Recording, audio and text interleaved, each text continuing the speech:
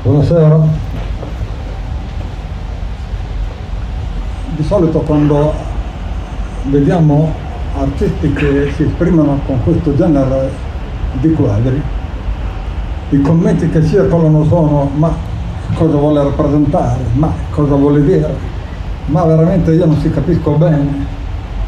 Questo mi sembra che somiglia a quella cosa, questo forse è questo signore qui che conosco, ma potrebbe anche essere suo fratello. Insomma, si cerca di capire se nelle opere astratte informali o pulliane, perché queste non sono né astratte né informali, ne sono giusta puglia, appartengono alla categoria della puglia, vi sono degli elementi riconducibili a delle forme che sono a noi familiari, che esistono nella realtà e ci consentono di capire di conseguenza nelle nostre convinzioni che cosa ha voluto rappresentare. In realtà per capire queste opere non bisogna cercare dei soggetti che conosciamo, dobbiamo semplicemente immergersi nell'opera e sentire se a noi trasmettono delle emozioni o meno. Un'opera è d'arte se trasmette una emozione.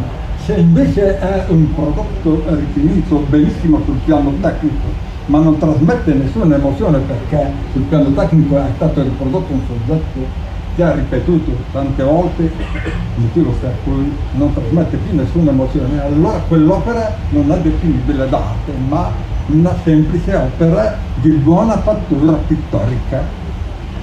Allora, un conto è la buona pittura, più o meno buona pittura, e un conto è l'arte. Esistono tanti pittori, pochissimi artisti, e indubbiamente coloro che amano la più o meno buona pittura di genere o di tipo artigianale chiamano arte quest'ultima, ma questa è stata a suo tempo, quando erano novità assolute, erano i contemporanei dell'epoca. I contemporanei attuali sono quelli come Luca Puglia. Quindi parlare di arte significa parlare di artisti come lui, parlare di altre opere, di altri pittori che si esprimono in altri modi e che hanno la tendenza a riprodurre, significa parlare di bravi pittori, ma non propriamente di bravi artisti.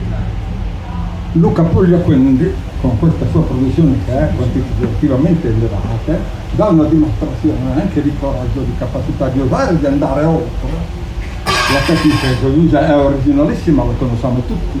Il sangue è in lui, come ho detto prima nell'intervista, ed è anche nell'opera che esprime. Inoltre, adesso concludo, se stiamo attenti, lo dimostra anche in certe sue opere, con quella trasversale che attraversa l'opera ed è l'ultima operazione che fa prima di concludere firmando.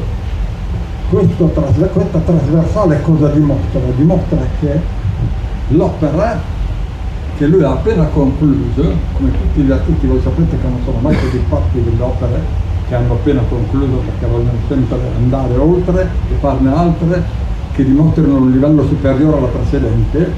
Questa trasversale dimostra che al termine dell'opera lui rimette in discussione tutti.